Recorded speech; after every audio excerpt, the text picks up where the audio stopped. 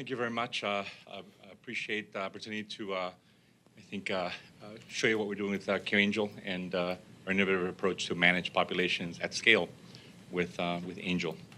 So this is forward, I guess. Let's see. Great. So I want you to meet Angel, the world's first AI and voice-powered, enabled virtual nurse assistant, virtual health assistant.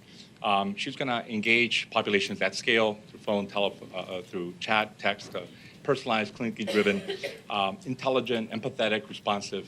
It's going to extend the human touch of existing care teams in a 10x exponential type of way. So we're managing populations. We'll talk about Introducing Angel, your virtual nurse assistant enabled by AI who will help to optimize the clinical efficiency of your existing care teams. Good morning. Is now a good time to talk? How are you feeling today? Terrible. My pain is an 8. Angel voice-powered health monitoring interacts with patients, walking them through a series of questions, collecting patient-reported biometrics, physical and mental health, and general well-being data, all through an intelligent and guided conversation. Did you take your medication today? No, I ran out. Okay, I will let your care team know. By using intelligent technologies, Angel can interact like a nurse or care manager, focusing on the questions that are simple and repetitive, like, what is your blood pressure today? 150/95. saving the more challenging conversations for the clinicians. Michael, your blood pressure is high. Would you like to talk to Dr. Klein's office? Press 1 for yes or say yes, and I'll transfer you now. Angel sends notifications to clinicians in real time when risk is detected for faster intervention and triage to the appropriate care setting. This drastically reduces admissions and readmissions and improves outcomes. Angel also sends notifications to loved ones within the patient's care circle, providing the ultimate in real-time information and peace of mind. With revolutionary actionable data optics, Angel delivers individual and population health, plus risk trends at a glance via a secure HIPAA-compliant online dashboard. Communicate in a way that is most consistent with the patient's lifestyle and surroundings, all while receiving essential information to help analyze and prioritize care. Anything else you need, Michael? That's all for today. Thanks, CareAngel. There's a better way on the horizon, and it starts with a simple phone call. Discover the power of CareAngel. We're taking the robot out of the human to improve care efficiency, effectiveness, quality. Okay, so we already know the phone is an important aspect. The reality is that we're only proactively managing a small percentage of the population, so-called high risk, high cost. And really, imagine the ability to manage 10 times the population with the same exact resources. That really is what Angel and is able to do in our platform. So we're meeting Angel, we're meeting the members, the patients, call them care recipients, where they are culturally, technologically, and also linguistically. All they need is a simple telephone to begin with, right? So whatever the population is, Angel adapts the care plans, the conversations, these clinical, intelligent conversations, and is able to use the different modalities interchangeably, right? And so when you look at the platform, right, the breadth and depth of it, we're taking in data, the population, we're adding additional data streams to it. Could be provider registries, consumer demographics, cleaning up the phone numbers, because as we know, may not be accurate, claims data, medication history, and securely able to adapt all that information to a risk stratification process to predict analytics, omni-channel engagement, monitoring care management, care coordination, triaging, right?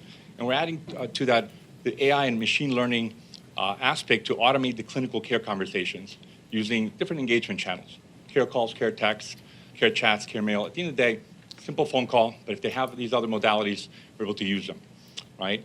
We stratify the risk as we engage them. We're finding out people have issues, they need to connect to their doctor, their loved one, the care manager, the nurse line. We're potentially recommending things, be it the data or care plans that we may have. And then we're sending that data back to, could be the provider, could be the payer, everybody in a secure manner. And then we're alerting either in an autonomous kind of way or what we call the managed mode the various stakeholders in the ecosystem. It could be care managers, it could be family members. We're sending care faxes as a report in real time to a provider saying, your patient is currently participating in the United Healthcare Care Management Program. We found these issues, please follow up, right? So basically tying up all the kind of missing steps that we currently, aren't able to connect because we don't have the methodologies. So we even can engage people if they're using WhatsApp, Viber, Facebook, right? Some of these people are on Facebook. We can connect with them there as well to engage them, right?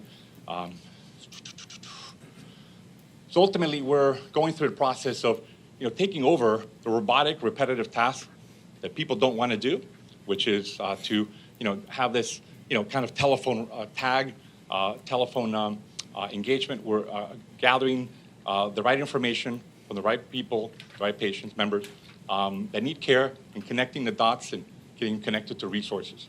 So in a nutshell, we're ingesting data, we're stratifying it, adding other data, and it just starts to connect out to the various members. When we find issues, we're relaying that information to whoever is in the ecosystem, family, care teams, and then doing care coordination and care navigation in real time through phone, text, email, you name it.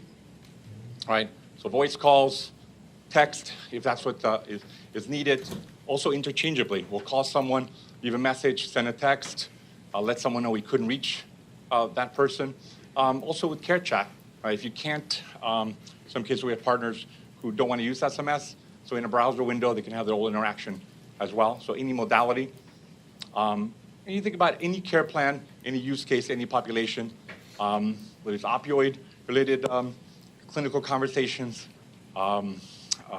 at-risk moms, post-discharge, and any condition.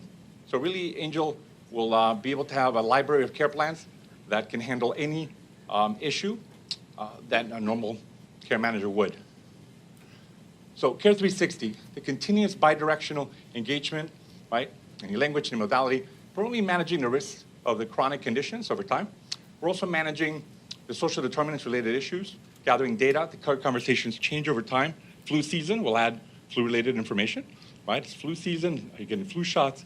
If we have to get the children in for vaccinations, wellness visits, doing surveys, if they're hospitalized, and we know that, we trigger, instead of a weekly call, they may get a daily call, right? HEDIS, HCAPS, we're dealing with assessment surveys, one longitudinal care conversation that evolves and changes over time automatically. And all that information is available. If there are care managers involved with some of the population, the reality is, some populations managed, the rest is not. So for the autonomous care mode, all that information can be sent to the provider automatically, to family members. But for care managers, they have a care dashboard. We make available. All that data is also sent to EHRs if we need to, through APIs. But they're able to see the sickest patients, the ones that need care, and send out a care fax, either manually or automatically based on certain algorithms. That'll go to the provider saying these are the patients that you should follow up with. So all the analytics that you can imagine at the population level, unified, sent to whatever the other resources are in a secure way. But let's not forget about family. They play such an important role in helping us keep on track. They don't need an app or a device. They will be sent an SMS, Angel will call them. They happen to have a device, they can download the app, they have it, then they're able to see. All this information is also on the web. So once they log in, there's a web version of this as well. But all that real-time information help prevent readmissions, admissions, and help people keep them healthier. So ultimately, we're helping to coordinate all that care as we gather information. We're able to send them, for example, as we deal with information that they can't afford their meds, can't get to their appointment. We're connecting them to the right resources at the right time, automatically, right? That is related to that individual or also that population, that group as well. Here's one study for, this is a safety net system, I think $6 billion system, 40,000 people that normally are kind of in and out of Medicaid and unfunded. And so we're able to engage them at scale, multiply the capacity of their 6, I think, care navigators by quite a bit.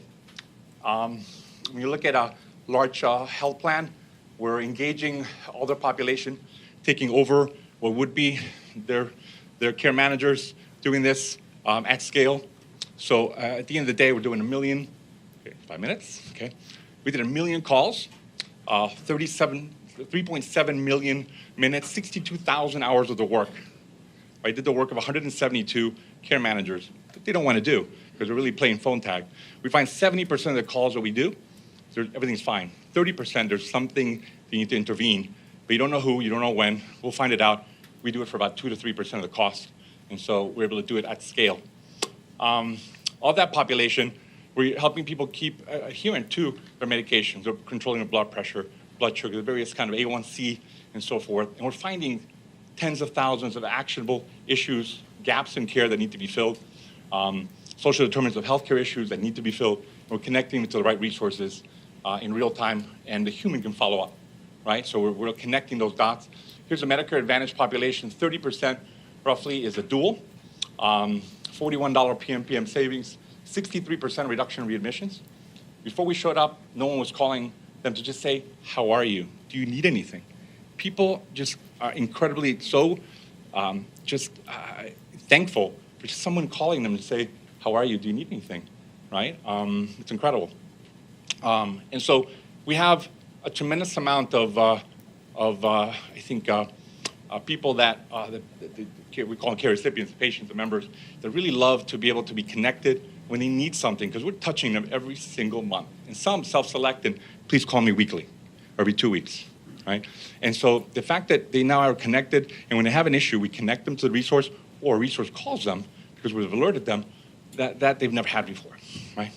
So let me have you hear from I believe, in sense of the provider what we're perspective. doing that, looking at the cost savings from CareAngel, since we are going to more of a value-based medicine environment where reimbursements are going down, we need to look at costs. So when we look at costs, we believe CareAngel will save us between 50 to 100 per member per month, which is really, on a population of our 4,000, comes out to be $3 to $4 million a year of savings. If you take that up to 50,000 to 100,000 to millions of lives, you're talking about huge savings on an annual basis.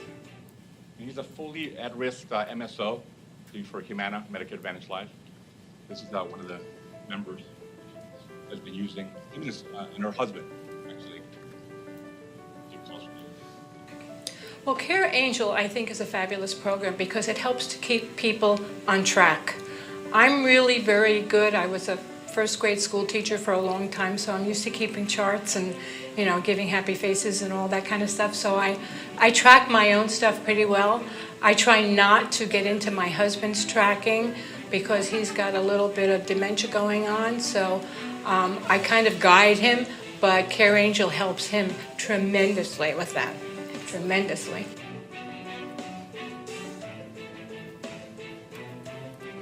Once or twice, I would give a little bit more of a yes or no answer, and she actually kind of reacted to that. I thought that was pretty cool.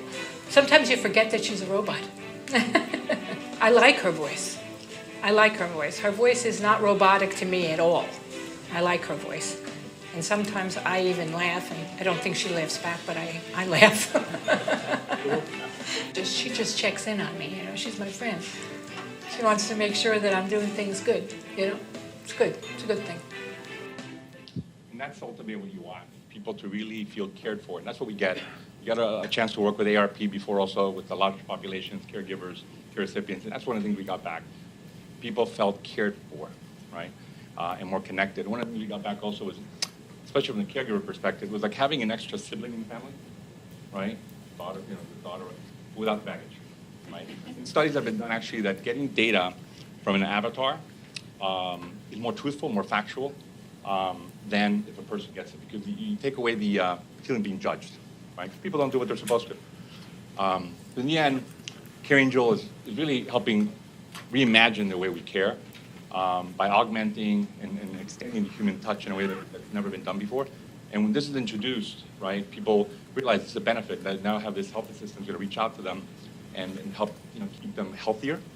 And in the end, that's what we want. We want people to be more connected, to be able to participate in their own health. But sometimes we all need a little nudge, a little care, a little, and when we help to monitor, care for, and sometimes, get people to stay on track and get them down the right path, get them the help they need on time, ultimately creates a better health system, a proactive instead of reactive health system for everybody. So, thank you very much.